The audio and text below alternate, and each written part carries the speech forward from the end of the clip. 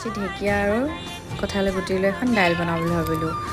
যিহেতু গৰম বহুত হৈ আছে আৰু গৰম দিনত চিম্পুলকৈ দাইল অকণ খাবলৈ ভাল লাগে আৰু ভেজ থালি যিহেতু বনামেই আজি, সেইকাৰণে দাইলকণ বনালোঁ ঢেকীয়া আৰু কঁঠালৰ গুটিৰ লগত। তাৰ পৰা কেৰাহীত অলপ উতল অহাৰ পাছত নেমু অলপ চেপি দিলোঁ আৰু নগা ধনিয়া দি দিলোঁ।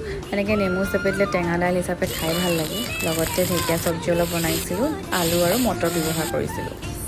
কঁঠালৰ গুটি যিহেতু আছিলেই, ভাবিলোঁ কঁঠালৰ পিটিকা অকণ বনাই লওঁ।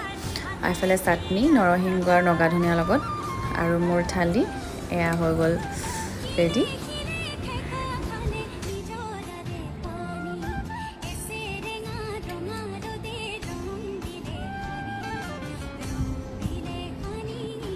আৰু মোৰ থালিখন একদম ভালকৈ ৰেডি হৈ গ'ল আৰু মই এতিয়া খাওঁ।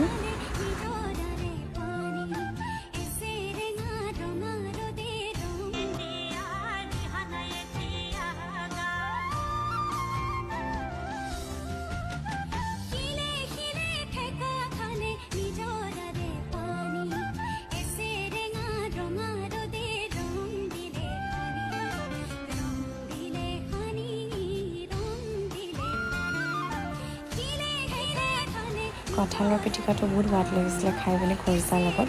বাকীখিনি খাইতো ভাল লাগিলেই, এনেকৈ গৰম দিনত খৰিচা টেঙা খাই বহুত ভাল লাগে। আকৌ লগ পাই আছোঁ বেলেগ এটা ভিডিঅ'ত। আজিলৈ আহোঁ।